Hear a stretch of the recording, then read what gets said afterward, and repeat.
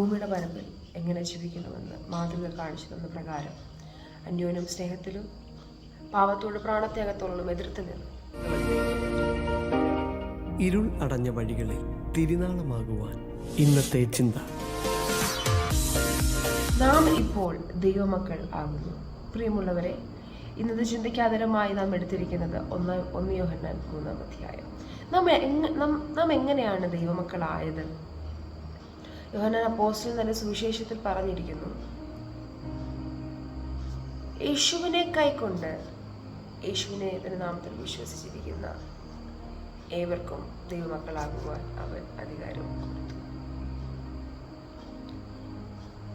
യോഹന്നാന്റെ സുവിശേഷം യോഹന്നാൻ 1-ാം ലേഖനം 3-ാം അധ്യായം നാം പഠിക്കുമ്പോൾ ദൈവമക്കളായിരിക്കുന്ന നമുക്ക് ഉണ്ടാകേണ്ട ചില പ്രത്യേകതകൾ അവിടെ തന്നിട്ടുണ്ട്, അല്ലെങ്കിൽ ചില സ്വഭാവ ഗുണങ്ങൾ, സ്വഭാവ സവിശേഷതകൾ.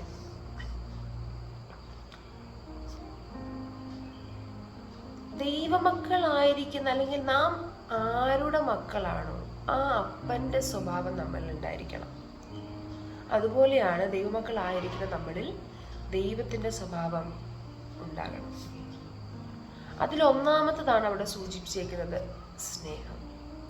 ഈ ലോകത്തിലേക്കാളും ഏറ്റവും വലിയ സ്നേഹം നമുക്ക് കാണിച്ചു തന്ന സ്വർഗത്തിലെ ദൈവമാണ്. സ്വന്തം പുത്രനെ ആദരിക്കാതെ നമ്മുടെ രക്ഷയ്ക്കായി പുത്രനെ കാൽവറിയിൽ ഏൽപ്പിച്ചു തന്ന ആ മകൻ സ്നേഹം. 2, ശുദ്ധീകരണം. അവിടുന്ന് ശുദ്ധനായിരിക്കുന്നത് പോലെ ഞങ്ങളെ ശുദ്ധരാക്കണം എന്ന് ദൈവം ആഗ്രഹിക്കുന്നു.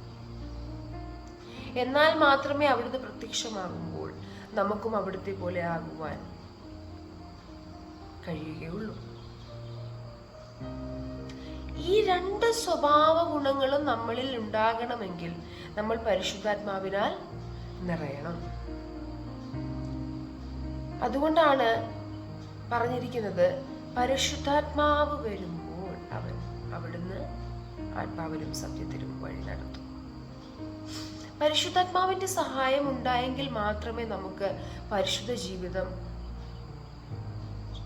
ചെയ്യുവാൻ സാധിക്കുകയുള്ളൂ. അതുകൊണ്ട് ഈ ദിവസങ്ങളിൽ നമുക്കൊന്ന് അടുത്തു സ്നേഹത്തിന്റെ അപ്പോസ്തലനായ പൗലോസ്, സ്നേഹത്തിന്റെ അപ്പോസ്തലനായ യോഹന്നാൻ യേശുവിന്റെ മാറോട് ചേർന്നിരുന്നത് കൊണ്ടാണ് യേശുവിന്റെ ഹൃദയത്തിന്റെ സ്പന്ദനം അറിയുവാൻ സാധിച്ചത്. അതുകൊണ്ട് പാട്ടുകാരൻ പറയുന്നത് പോലെ, യേശുവെ പോലെ ആകുവാൻ, യേശുവിൻ വാക്ക് കാക്കുവാൻ ഇവയെ കാക്ഷിക്കുന്നു ഞാൻ. ഭൂമിയുടെ പരപ്പിൽ എങ്ങനെ ജീവിക്കണമെന്ന് മാതൃക കാണിച്ചു തന്ന പ്രകാരം അന്യോന്യം സ്നേഹത്തിലും പാവത്തോട് പ്രാണത്യാഗത്തോളം എതിർത്ത് നിന്ന് സ്വർഗത്തിലെ പൗരന്മാർ എന്ന വേണം ഈ ഭൂമിയുടെ പരപ്പിൽ വിശുദ്ധ ജീവിതം ജീവിപ്പാൻ, കർത്താവിന്റെ വരവിൽ അവിടുത്തെ സദൃശന്മാരാകുവാൻ ദൈവം നമ്മെ സഹായിക്കട്ടെ. അതിനായി നമുക്ക് ഒരുമിച്ച് പ്രാർത്ഥിക്കാം. ഈ വചനം കേൾക്കുന്ന എല്ലാവരെയും ദൈവം ധാരാളമായി അനുഗ്രഹിക്കട്ടെ. God bless you all.